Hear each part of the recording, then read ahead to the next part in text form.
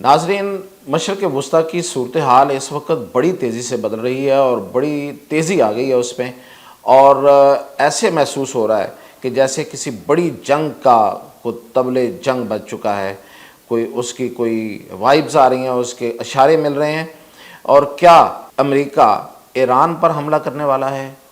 इसकी क्या ऐसी हमें इशारे मिले हैं कि जिसकी बिना पे ये शक पड़ गया है कि वो ईरान पर हमला करने वाला है। तो इस पे मैं आपको डिटेल बताता हूँ, और उसकी डिटेल जो है वो बड़ी सारी की सारी जो है वो बड़ी टेक्निकल है, कि जिससे बड़े वाज़े इशारे मिल रहे हैं। अब ये सूरत हाल जो है ये इस तरफ जा कैसे रही है, तो सबसे पहले तो इसको देखते हैं। तो देखें कि हूतीज़ पे यानी कि यमन पे अमेरिका के हमले बड़े शदीद हुए हैं, और ट्रंप ने इन हमलों से कुछ टाइम पहले ये ऐलान किया, एक दिन पहले या 2 दिन पहले ऐलान किया, और उसके फौरी बाद उसने उस पर बड़ा हैवी स्ट्राइक किया है, हैवी बहुत भारी हमला किया है उस पर हूतीज़ पे, और उनको बड़ा नुकसान पहुंचाया। और अब अमेरिका ये कह रहा है, ट्रंप ये कह रहा है कि ये हमले जो हैं ये तवील वक्त तक जारी रह सकते हैं, और वो उसको जारी रखना चाहते हैं। और साथ साथ जब उसने हूतीज़ पे हमला किया था तो उस वक्त अमेरिका ने वार्न किया था ईरान को कि वो उसकी जो बैक कर रहा है, उसकी जो हमायत कर रहा है, उसकी जो सपोर्ट कर रहा है, उससे पीछे हट जाए, और वरना ईरान को भी इसके कॉन्सिक्वेंसेस जो हैं उसका सामना करना पड़ेगा।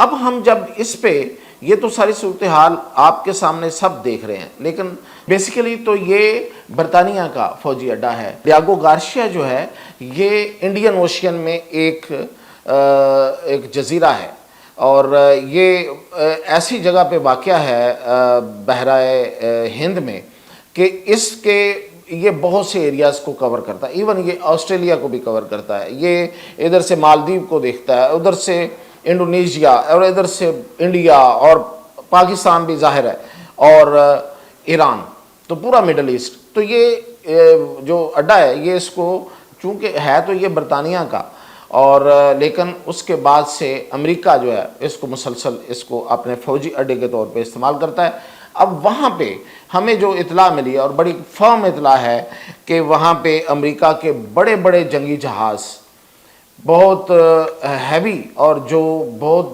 भारी बमबारी करते हैं, वो जंगी जहाज़ वहाँ पे पहुँच गए हैं। अच्छा, अब जंगी जहाज़ों का पहुँच जाना तो शायद कोई इतनी बड़ी खबर ना हो, लेकिन इसमें खबर के करीब हम किस तरह से पहुँचे वो ये कि इन जंगी जहाज़ों के पर फी घंटा और एक दिन में कितना खर्चा आता है, वो इतना ज़्यादा है कि कोई मुल्क, अमेरिका हो या कोई हो, अमेरिका तो मतलब बहुत बड़ा मुल्क है, लेकिन वो भी इसको इतना खर्चा जो है वो बर्दाश्त नहीं कर सकता बग़ैर किसी वजह के। तो उसमें मैं आपको बताऊं कि कौन कौन से तैयारे उसने भेजे। एक तो उसने B-2 स्टेल्थ बम्बर तैयारा भेज दिया है। B-2 जो स्टेल्थ है बम्बर तैयारा है, ये नीचे तक यानी कि ज़ेरे ज़मीन अगर कोई चीज़ छुपाई हुई है कहीं पे ट्रेंचेस में और नीचे जाके बंकर बनाए हुए हैं, तो उसको भी जाके वो खेड़ देता है। इतनी ये इसकी पावर है इस बम्बर तैयारे की, और ये बहुत सी जगहों पे इस्तेमाल हुआ है ये। और ये अब ये इसमें स्टेल्थ टेक्नोलॉजी भी आ गई है कि ये नज़र नहीं आता। तो ये उसने 7 जहाज़ जो हैं वो डिगो गार्शिया भेज दिए हैं, और उसके साथ उसने C-17 इसका एक कार्गो जहाज़ है वो उसने 3 भेज दिए हैं वहाँ पे। और फिर एक इनका एयर रीफ्यूलिंग का एक टैंकर है, वो भी एक जहाज़ ही होता है जो फ़ज़ा में रह के जो जंगी जहाज़ हैं उनको वो फ्यूल देता है, यानी कि जहाज़ को नीचे उतर के फ्यूल लेके दोबारा नहीं फ्लाइट करनी पड़ती, कि वो वहाँ पे ही अपना मिशन जारी रखता है। तो उसका नाम है KC-135।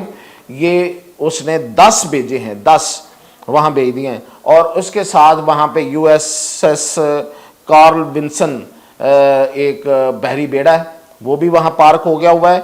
और जो बहराए अहमर है उसमें 2 ये मौजूद हैं, एक USS कार्ल विंसन और एक USS हेनरी एस ट्रूमैन। ये 2 बहरी जहाज़ जो हैं, बहरी बेड़े जो हैं वो ऑलरेडी वहाँ मौजूद हैं।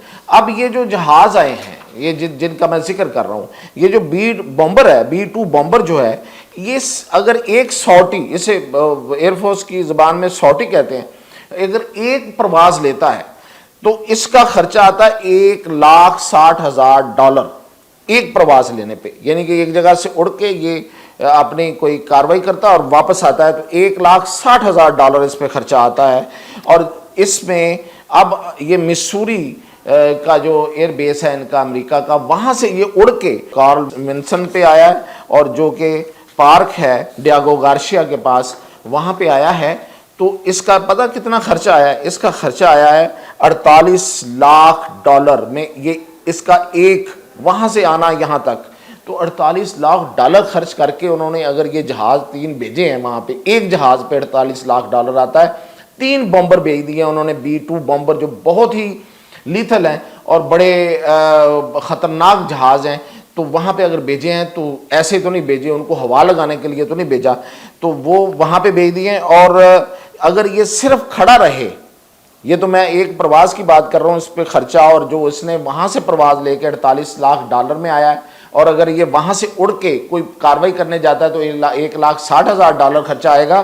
تو اگر یہ صرف کھڑا رہے تو اس پر $20 لاکھ یومیہ، ہر دن اس پر $20 لاکھ خرچہ آئے گا۔ تو یہ وہاں پہ ظاہر ہے آپ پارک کر دیا ہے، تو یہ واپس لے جانے کے لیے تو نہیں کیا، تو یہ جتنے دن بھی وہاں رہے گا وہاں $20 لاکھ اس پہ روزانہ کا خرچہ آئے گا۔ یہ تو ہے یہ بامبر کے میں خرچے بتا رہا ہوں، یہ جو B-2 بامبر ہے جو بنکر توڑ دیتا ہے، اور ان کا مقصد اس کو بھیجنے کا یہ ہے کہ وہ جو ایران کے، وہ سمجھتے ہیں کہ جو اٹامک تنصیبات ہیں جو زیر زمین ہیں، وہ کہتے ہیں کہ وہ بنکرز میں ہیں، ان کو وہ تباہ کرنے آیا ہے۔ تو یہ اس کی تو اصل میں ایک خصوصیت ہی یہی ہے، اس کو بھیجنے کا تو مقصد ہی یہی ہے۔ اور آگے جا کے میں بتاتا ہوں کہ وہ ایران کے اٹامک پروگرام کے بارے میں ان کی اگلی رپورٹ کیا ہے۔ ابھی میں یہ بتا رہا ہوں کہ یہ تو ایک بمبر کا خرچہ ہے۔ اب یہ جو C-17 میں نے بتایا ہے، جو ایک کارگو جہاز ہے جس میں ظاہر ہے فوجی ساز و سامان آتا ہے، فوجی آتے ہوں گے اس میں بیٹھ کے، اس کا جو ایک فلائٹ ہے، اگر وہ ایک فلائٹ لیتا ہے تو وہ $25,000 میں پڑتی ہے، اور K-135 جو فیولنگ کرتا ہے فضا میں رہ کے، اس کی $20,000 ایک فلائٹ کا خرچہ آتا ہے۔ تو اتنا مہنگا یہ آپریشن ہے ان کا۔ اور ڈیاگو گارشیا جو ہے، ڈیاگو گارشیا کی جو یہ بیس ہے، اس پہ روزانہ کا خرچہ امریکہ کا جو آئے گا اس سارے ایکٹیویٹی کے بعد، وہ آئے گا $12 سے $15 لاکھ روزانہ کا خرچہ آ رہا ہے ان کا، یہ ان دنوں جب انہوں نے یہ سارے جہاز لا کے یہاں پہ کھڑے کر دیے ہیں۔ اور ابھی ہمیں اطلاع ملی ہے کہ کچھ دیر پہلے ایک روسی جہاز جو ہے وہ آیا اس ایریا کی سرولنس کرنے کے لیے یا جاسوسی کرنے کے لیے، تو امریکی جہازوں نے اس کو F-18A اور اس طرح 2 جہازوں نے اس کو جا کے گھیرے میں لے لیا اور دور چھوڑ کے آئے۔ تو یہ بتانا تھا کہ ہم جاگ رہے ہیں، تو ہم کسی کو جاسوسی بھی نہیں کرنے دیں گے۔ اتنا بڑا الرٹ جاری ہے امریکہ کا ہو رہا ہے۔ اور اب میں بتاتا ہوں کہ امریکہ کی رپورٹ کیا کہتی ہے۔ امریکہ کا ایک اسٹریٹجک ادارہ ہے سٹارٹ کام کا یہ رپورٹ آئی ہے، انہی دنوں آئی ہے۔ یہ آپ کو پتہ ہے یہ سب چیزیں ایک دم کیوں آتی ہیں، اور چیزیں پہلے بلڈ اپ تو ہو ہی رہا ہوتا ہے، لیکن اس طرح کی چیزیں جب آنا شروع ہو جائیں تو پھر یہ خطرے سے خالی نہیں ہوتی۔ اس نے یہ کہا ہے کہ ایران 7 دن میں یورینیم کی افزودگی جو ہے، یعنی کہ یورینیم کو بام کے قریب بنانے میں 7 دن لے گا، اور 7 دن میں وہ بام بنا سکتا ہے۔ وہ اس پوزیشن پہ پہنچ گیا ہے کہ اگر وہ شروع کرے تو 7 دن کے اندر وہ اٹامک بام بنا لے گا۔ تو یہ اس نے رپورٹ کیا ہے۔ اب حقیقت اس میں ہے یا نہیں ہے یہ تو خیر ایران جانے، یا پھر یہ ہے کہ مطلب جو وہاں سائنسدان ہیں وہ جانے، لیکن انہوں نے اس میں ہوا بھر دی ہے۔ اور یہ ہوا بھرنے کا اور یہ اتنا بڑا خرچہ کرنے کا اور اتنے جو جدید وہاں جہاز بھیجنے کا مقصد، اور پھر ہوتیز پہ حملے اور ان حملوں کو جاری رکھنا اور ایران پہ الزام لگانا، یہ ساری چیزیں اگر ان کی کڑیاں جوڑی جائیں تو ایک ہی نتیجہ نکلتا ہے، وہ یہ ہے کہ ایران پہ حملے کا پلان جو ہے وہ انہوں نے شاید بنا لیا ہے۔ اور اب یہ کوئی گھنٹوں کی بات اگر نہیں ہے تو پھر شاید دنوں کی بات ہوگی۔ لیکن کوئی چیز اس کو کس چیز کیسے روکتی ہے، اگر یہ حملہ رک جاتا ہے تو پھر وہ بہت بڑی کوئی ایسی کوئی ڈیولپمنٹ ہوگی جو بیک گراؤنڈ پہ ہو رہی ہوگی ایران کے ساتھ۔ ادروائز یہ ساری چیزیں بتا رہی ہیں کیونکہ یہ امریکہ کی جو آپ کو یاد ہے ہوتیز پہ جو حملہ ہوا ہے، انہوں نے جان بوجھ کے اس کی چیٹ بھی ایک لیک کی ہے، ایک عام سی ایک ایپ میں وہ چیٹ کر رہے ہیں، جنگ کی چیٹ کر رہے ہیں، جنگ کی آرڈر دے رہا ہے امریکہ کا وائس پریزیڈنٹ اور اس کے نیچے جتنی پھر ہیرارکی ہے۔ یہ عجیب بات ہے، یہ کیسے ہو سکتا ہے کہ آپ ایک اتنا بڑا آپ آپریشن کر رہے ہیں اور اس میں امریکہ کا vice president J D Vance شامل ہے اور نیچے ساری آپ کی ہیرارکی ہے اور فوجی افسر ہیں، اور وہ ایک عام سی ایپ سگنل ایپ میں ایک دوسرے سے بات چیت کر رہے ہوں ایک بچگانہ انداز میں۔ یہ جان بوجھ کے کیا گیا ہے، صرف یہ دنیا کو بتانے کے لیے اور ایک خوف پیدا کرنے کے لیے۔ تو یہ خوف کی فضا تو قائم کر دی ہے، اب اس کی عملی شکل بھی آتی ہے سامنے یا نہیں آتی ہے، یہ آنے والے 1-2 دن بہت اہم ہے۔